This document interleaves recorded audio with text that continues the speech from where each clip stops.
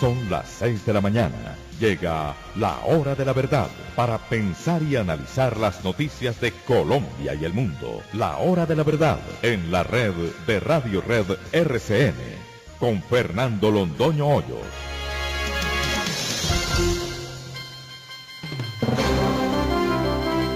Buenos días.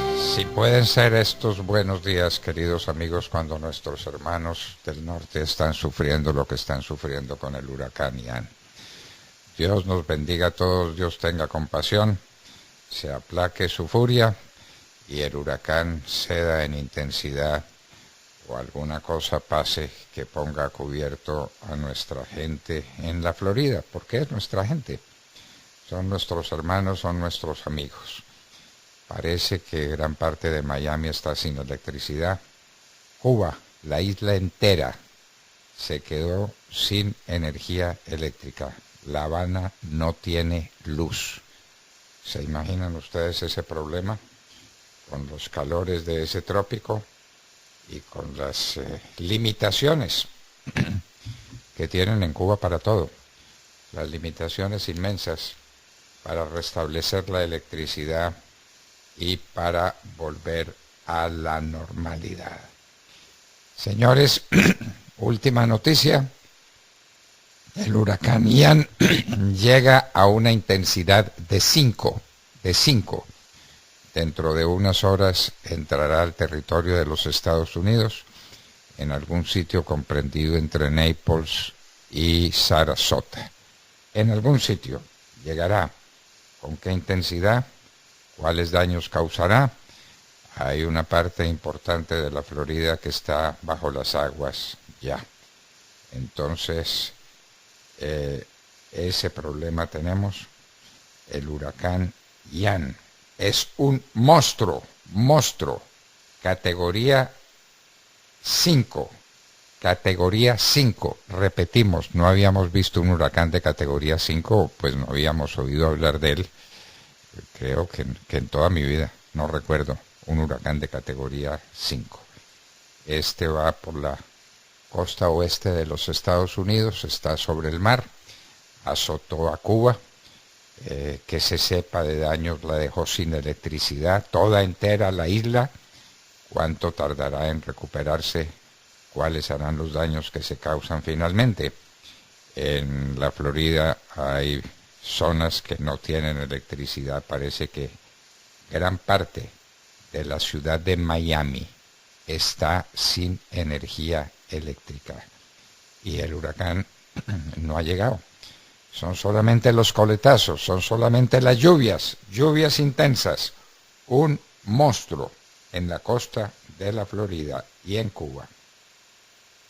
Bueno, tenemos que seguir con lo nuestro. La muerte, la vida continúa, la muerte también. ¿Cómo fue la marcha?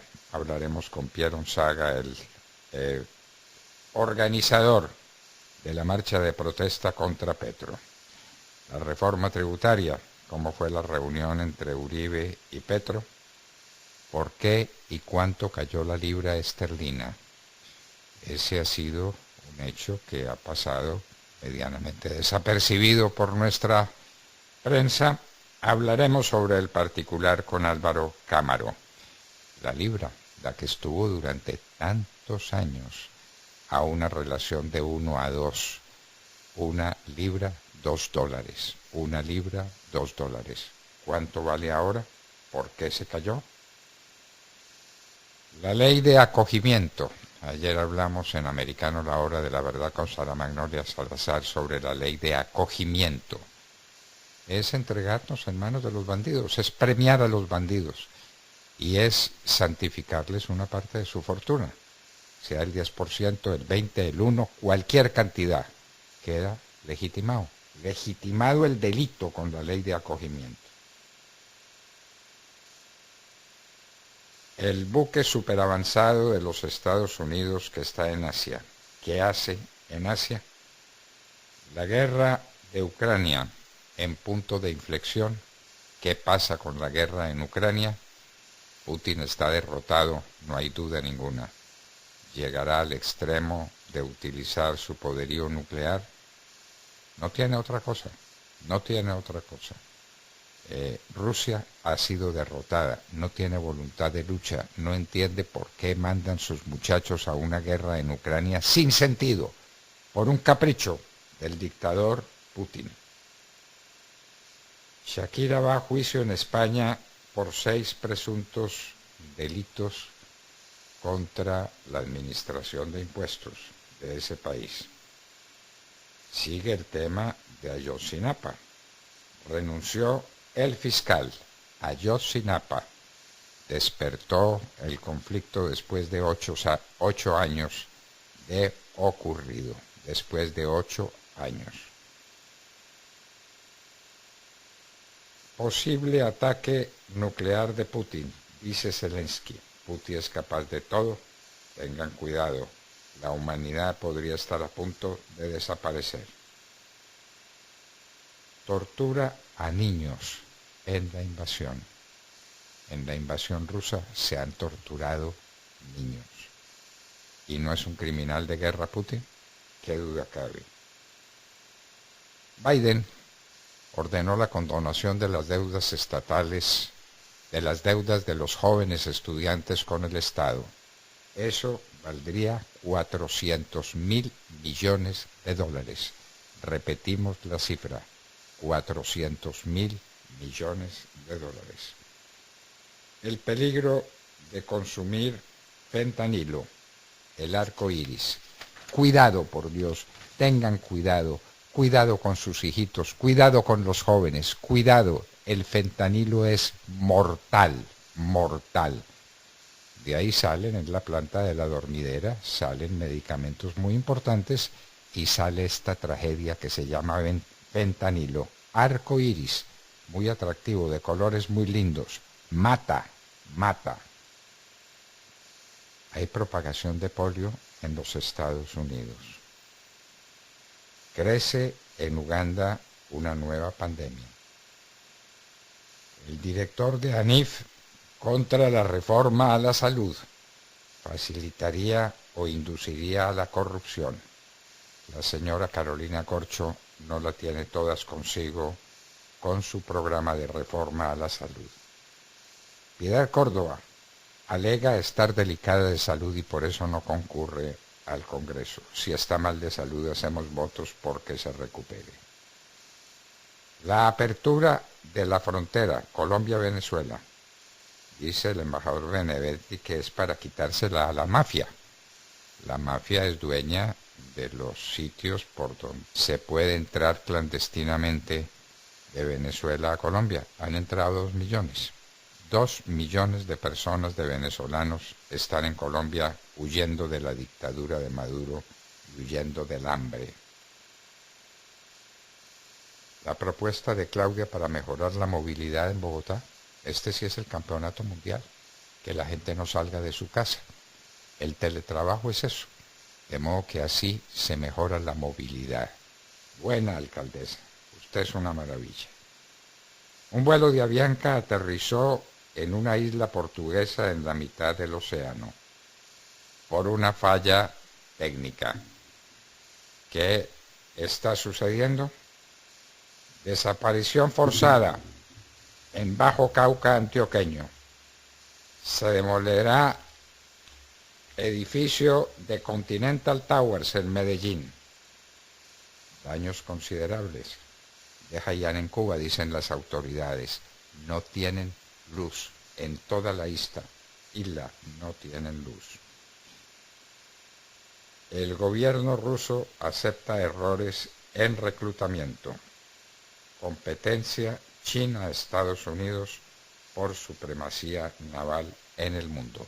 Y hoy en la historia, año 480 a.C., la batalla de Salamina. El comienzo del fin para las tropas gigantescas, legiones persas. Legiones eran las griegas. Para las gigantescas hordas griegas que querían tomarse, que querían tomarse Grecia y después de Grecia tomarse Europa entera. Año 480 a.C. Y les confirmamos, vamos a empezar en unos minutos nuestra ronda de noticias con Sofi Casas desde los Estados Unidos. Ella está en un sitio tremendamente vulnerable, relativamente cerca de la costa oeste, por donde va a pasar un monstruo que está en categoría 5. En un minuto hablaremos con ellas y estas serán noticias y temas que trataremos con ustedes en las próximas horas desde aquí, desde la hora de la verdad. Recuerden que estamos, como siempre, a través de los sistemas de tuning, donde usted puede escuchar la hora de la verdad, simplemente escribiendo el nombre de nuestro programa. Y lo mismo, estamos a través de los diales de Radio Red de RCN, 710 AM en Medellín, 1200 AM en Cali y 970 AM en Bogotá. Y también en Sincelejo a través de Radio Sabana de Sincelejo en los 1370M. Y otra forma de escucharnos de manera virtual es a través de nuestras redes sociales. Estamos en Facebook Live, también en YouTube y en nuestra página de internet www.lahoradelaverdad.com.co. Para los usuarios de las plataformas de podcast, estamos en Apple Podcast y estamos en Spotify. En ambos sistemas usted simplemente escribe La Hora de la Verdad y ahí tiene acceso a las entrevistas, a la editorial, al oído, los indicadores económicos, a la cultura, la música, la historia, los deportes y todos los temas que son de su interés. Y cada día estamos atentos a todos sus mensajes y opiniones a través de nuestras redes sociales. Nos encuentran en Twitter como @Hora de la Verdad. También estamos en Instagram, nos encuentran como @La Hora de la Verdad Oficial y en Facebook, en donde siempre estamos atentos de todos sus mensajes. En Colombia ya tenemos las 6 de la mañana, 11 minutos. Bienvenidos. Esta es La Hora de la Verdad. En la red de Radio Red RCN, La Hora de la Verdad, con Fernando Londoño Hoyos y su equipo periodístico.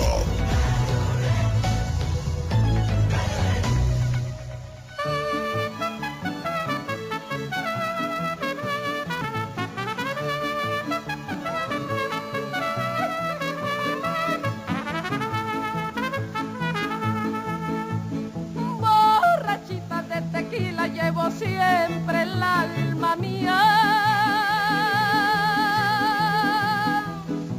para ver si se mejora de esa cruel melancolía. Me llaman la tequilera como si fuera de Pilar, porque a mí me bautizaron con un trago de tequila. Bueno, queridos amigos, estamos oyendo la gran Lola Beltrán cantando una de sus canciones favoritas, La Tequilera, alegría en medio de esta tragedia.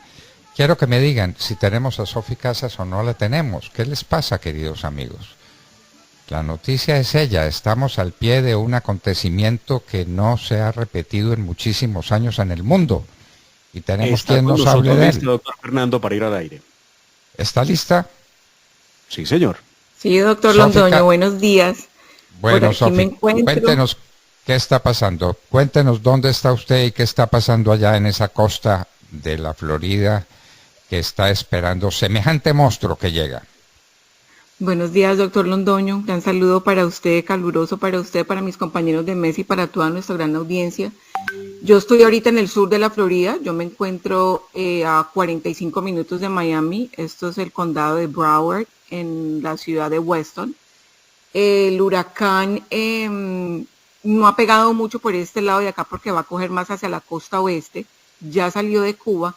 Nosotros en ese momento no estamos recibiendo lluvia, solo hay vientos muy fuertes. Eso sí, hay mucho viento.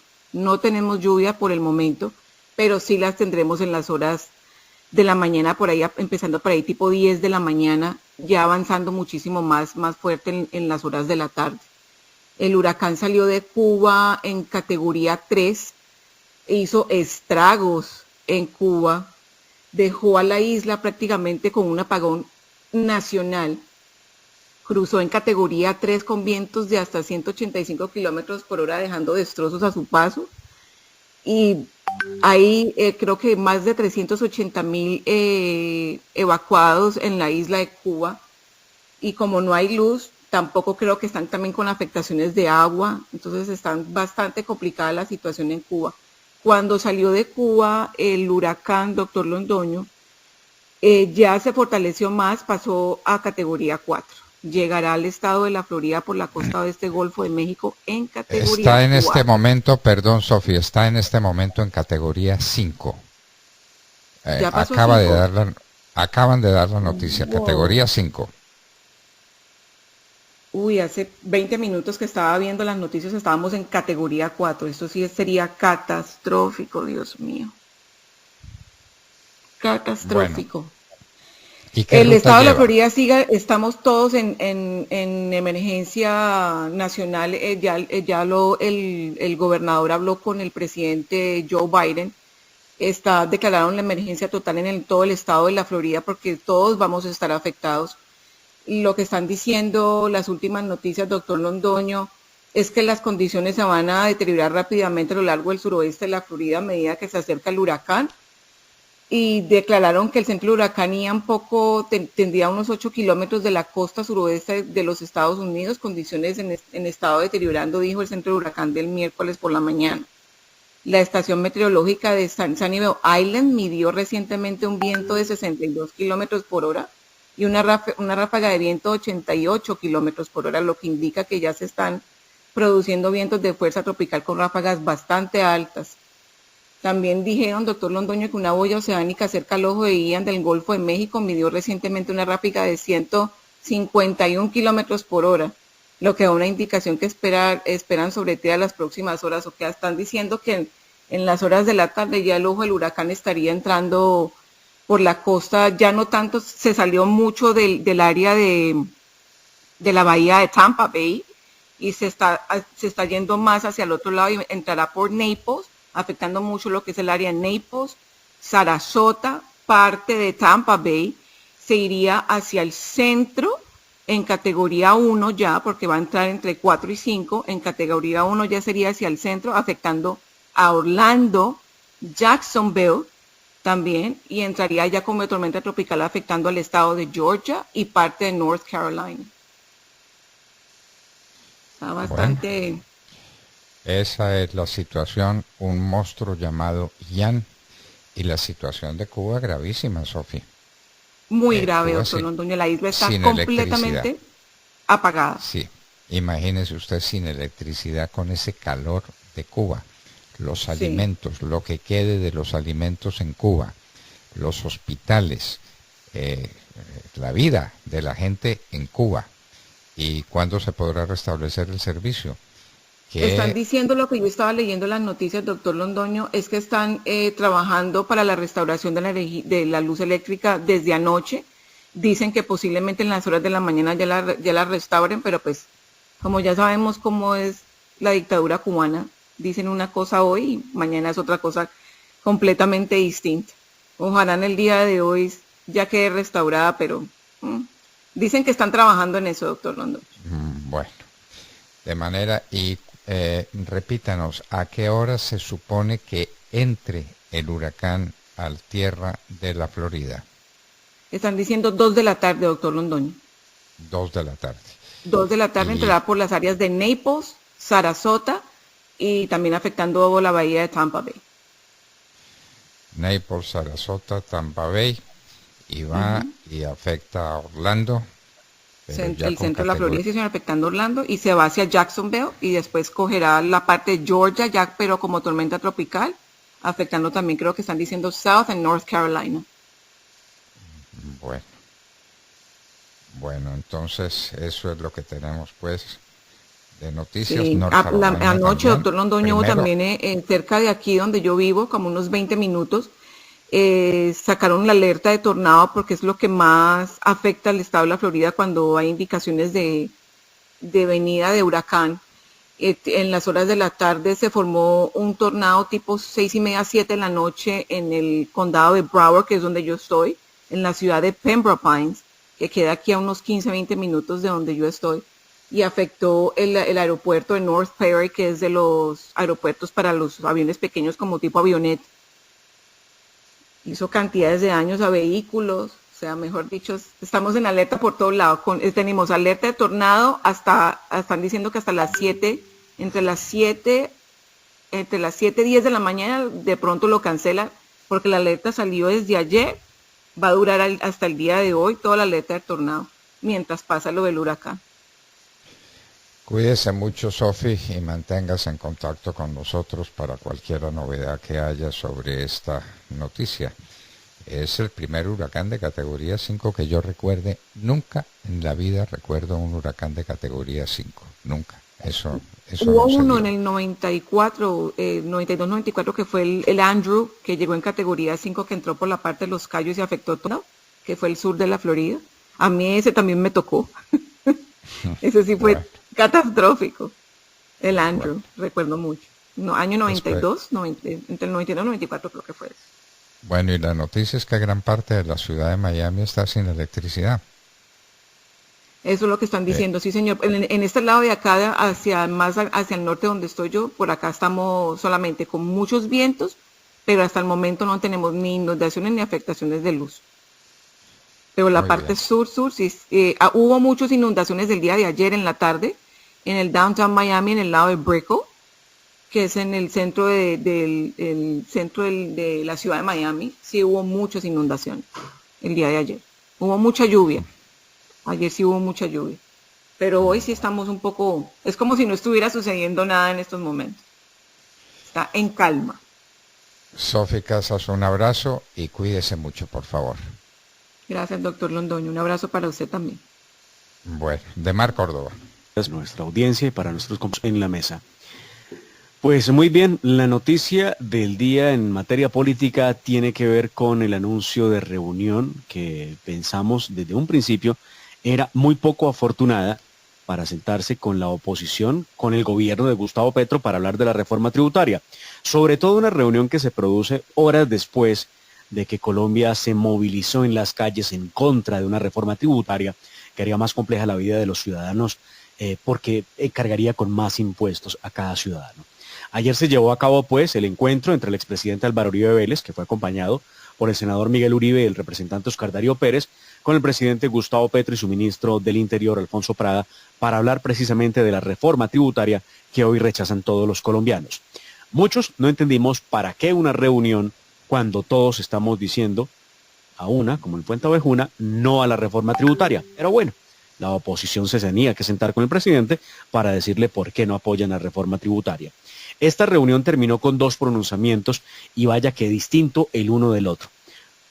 Por una parte tenemos el del Centro Democrático, que habló de oposición constructiva, de firmeza, de defensa de los principios, y por otra parte el pronunciamiento del ministro Alfonso Prada, que interpretó que el partido de oposición apoyaría la reforma tributaria. Muy grave esa forma de interpretar del final de la reunión. En una rueda de prensa, esto fue lo que dijo el expresidente Álvaro Uribe Vélez sobre el encuentro.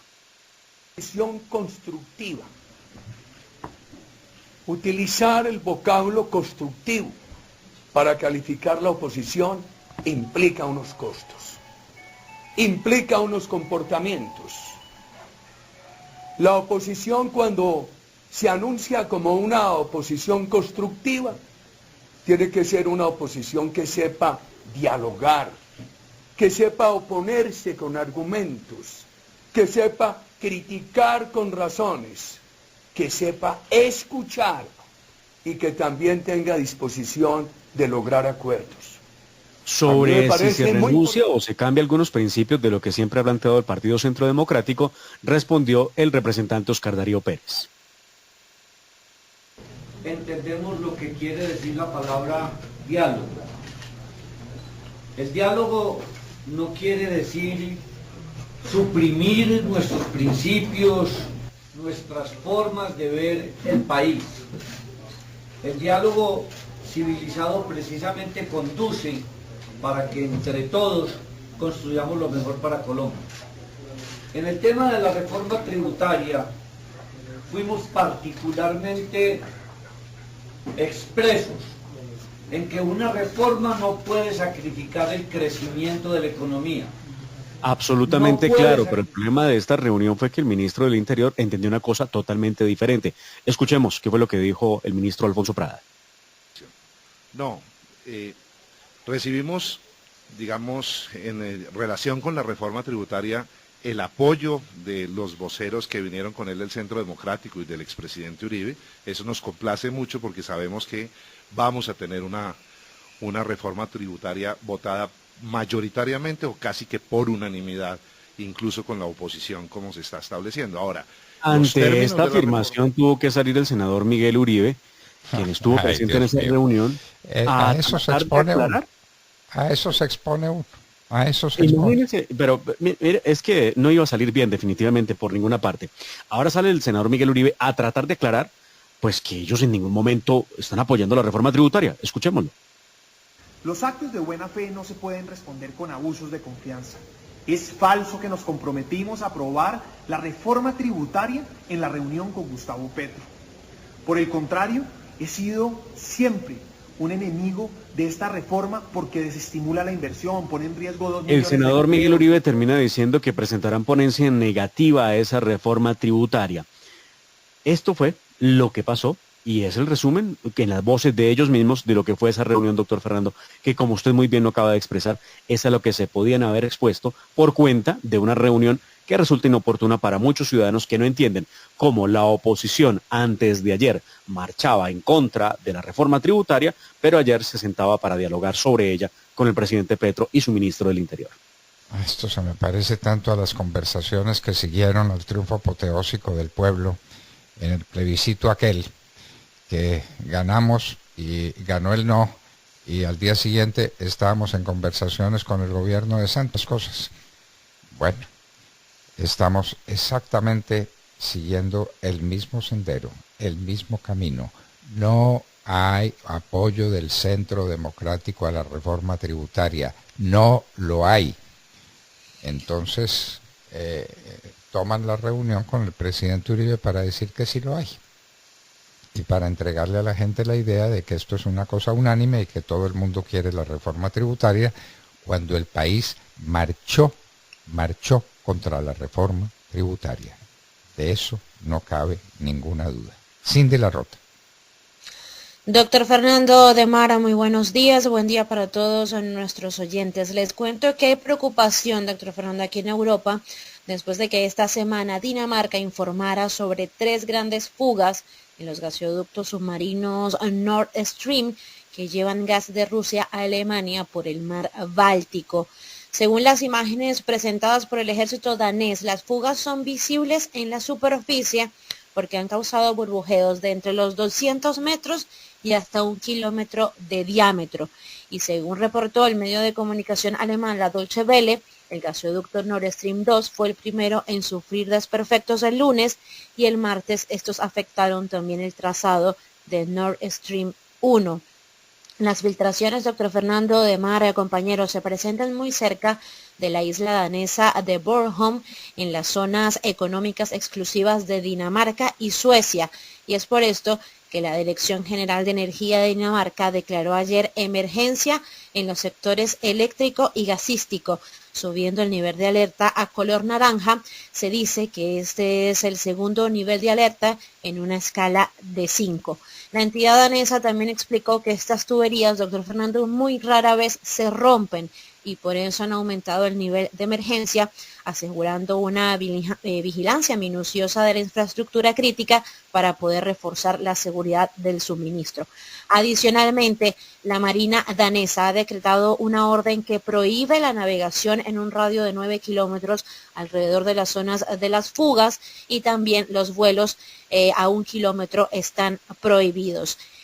También les quiero contar que el Instituto Sismológico de Suecia informó que antes de que Dinamarca reportara la fuga en los gasoductos, la entidad había registrado 2 liberaciones de energía muy cerca de las zonas de fuga, por lo que ellos asumieron que eran unas explosiones, porque además fueron de manera repentina.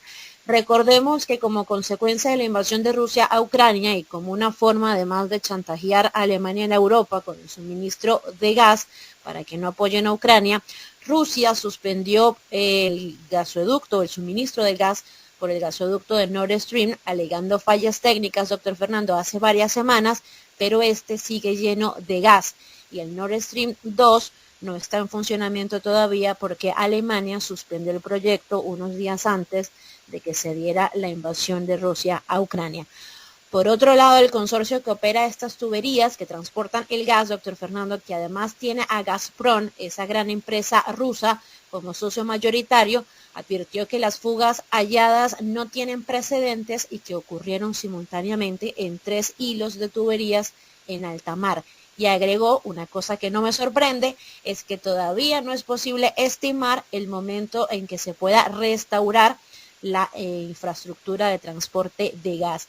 Mientras tanto, la primera ministra danesa, Mette Frederiksen, dijo que era muy difícil imaginar que se trate de un accidente y puso sobre la mesa, doctor Fernando, la hipótesis de que se trate un sabotaje por parte de la misma Rusia.